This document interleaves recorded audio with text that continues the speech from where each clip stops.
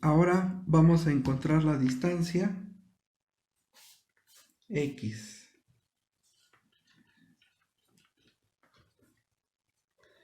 Para esto vamos a tener que, si nosotros vemos aquí desde el punto A hasta el punto B, la recta es uniforme, tiene la misma pendiente. Entonces esto me dice que la pendiente es uniforme y esto lo representamos a través de la siguiente fórmula. La diferencial de la cortante con respecto a X, que es la distancia que vamos recorriendo. Me dice que eso es igual a la carga, en este caso menos W, porque vemos que el sentido de la carga es hacia abajo. En este caso, la diferencial de la cortante va a ser la cortante en D menos la cortante en A, viendo en este caso el triángulo que está formando de este lado. ¿Ok? De ahí tenemos entonces que la diferencial de B con respecto a X es igual a menos W. Si nosotros despejamos, es como si tuviéramos menos W por X. Acuérdense que la diferencial de X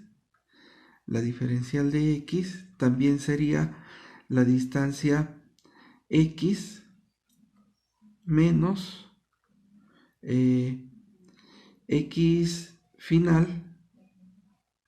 menos la distancia X inicial. Pero si ustedes tomamos esto como X final y esto como X inicial, pues la distancia inicial vale 0. Y solamente nos queda esta distancia que es X. Entonces aquí nos quedaría que es X. Por eso decimos que al despejar de X y pasarlo de este lado, pues de X es X. Entonces, volvemos con la fórmula. Sería la cortante en D menos la cortante en A es igual a menos W por X. ¿Quién es W? Nuestra carga uniformemente distribuida. Entonces, ¿cuánto vale la cortante en D? La cortante en D vale 0. ¿Cuánto vale la cortante en A? La cortante en A vale 80 kilonewtons. Entonces sería 80 kilonewtons es igual a menos la carga por X. Despejamos a X y nos quedaría menos 80 entre menos 20. Bien, el siguiente paso sería el cálculo de momentos.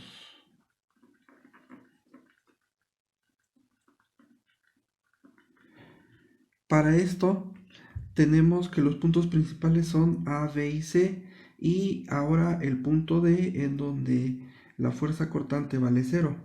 Pero recordemos que las reacciones en el punto A son de 80 kilonewtons y en el punto C son de 40 kilonewtons. Para hacer el análisis de momentos, el primer momento sería el momento en A. En el momento en A tenemos una fuerza de 80 kilonewtons, pero no hay ninguna distancia, por lo tanto, el momento A vale 0. Para calcular el momento en D, necesito concentrar la fuerza, pero el momento en D solamente lo voy a considerar a una distancia de 4 metros, es decir, 20 kilonewtons por 4 serían 80 kilonewtons y lo voy a ubicar exactamente en medio. 80 kilonewtons ubicado en medio, es decir, 2 metros, 2 metros. De tal manera entonces que vamos a tener primero los 80 kilonewtons de A, que cuando van a D tienen sentido negativo. Es fuerza de 80 kilonewtons por la distancia que son los 4 metros, porque es desde aquí hasta acá en donde hay 4 metros. Y después la de 80 kilonewtons, que va a tener sentido positivo porque está en sentido contrario a las manecillas de reloj, entonces sería más 80 por 2. ¿Sí? Aquí sería entonces que el momento en D sería menos 320 más 160. Y esto me va a dar menos 160 kilonewtons. Y ese sería mi momento. Para el momento en B vamos a hacer algo similar. Para el momento en B, entonces voy a tomar toda la distancia. En este caso ya no son 80 y está ubicado porque debo de tomar ahora la distancia que va desde aquí hasta acá. Y hasta acá tenemos 6 metros. ¿Ok? Y la concentramos en medio y nos va a dar 20 por 6, 120 kilonewtons. Y vamos a ver qué pasa. En este caso, el momento en B sería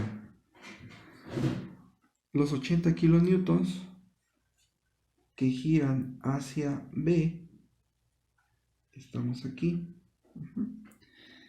es en el sentido negativo, sería menos 80 por la distancia de 6. ¿Sí? Después sería 120 positivo por la distancia de 3 hasta el punto B. Y en este caso el momento en B sería menos 480 más 360. Y esto me va a dar 120 menos 120 kilonewtons. ¿Okay?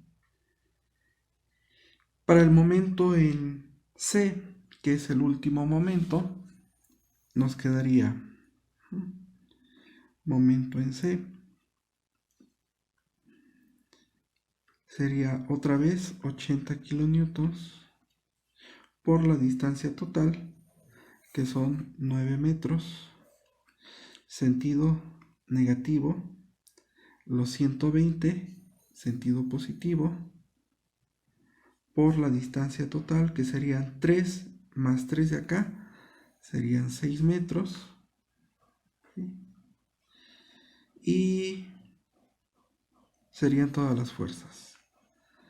El momento en C sería menos 720 más 6 por 120 me da 720. El momento C sería entonces 0. Ahí está. Entonces ya podemos dibujar nuestro diagrama de momentos. Para nuestro diagrama de momentos nos quedaría